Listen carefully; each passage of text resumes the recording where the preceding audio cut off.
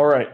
So today we're going to be talking about function composition and inverses. And today let's just go over some notation first. So if we're given two functions, f of x and g of x, then we say that this symbol, this circle, f circle g of x, we call it f of g of x, is, well, what is it? We're plugging the function g of x into the function f. This is what this notation means. And for example, let's say f of x is square root of x and g of x is x squared plus 1.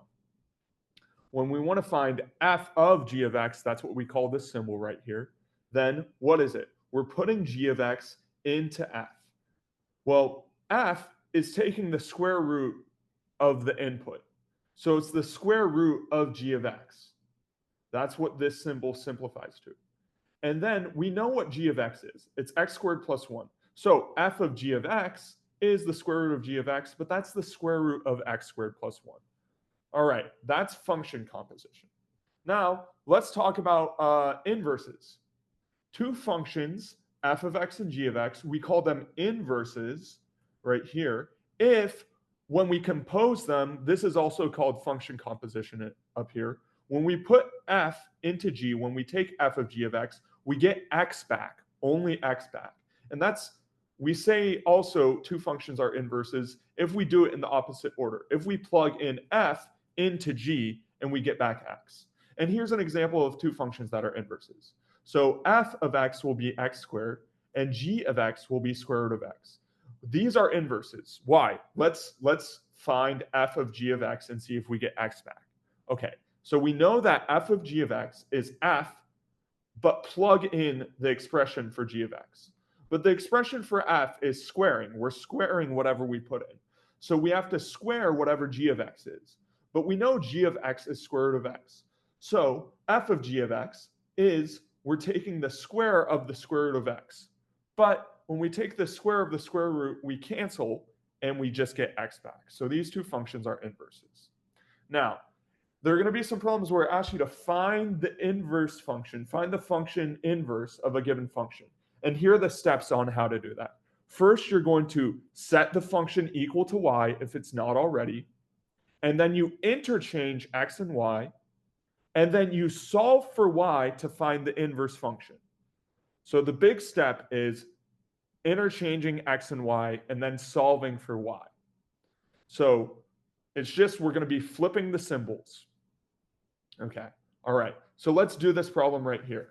Find the inverse, f inverse of x. This is what this notation is, f to the negative 1 of x, f inverse, for the given function, f of x equals x minus 5, all divided by 3.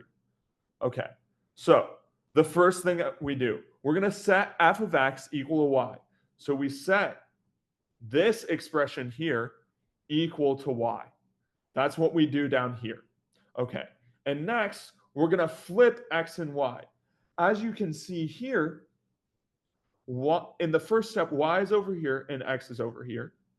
And in the next step, we flip them. We change out the y for an x, and the x is out for a y. So that's what I mean by flip the symbols.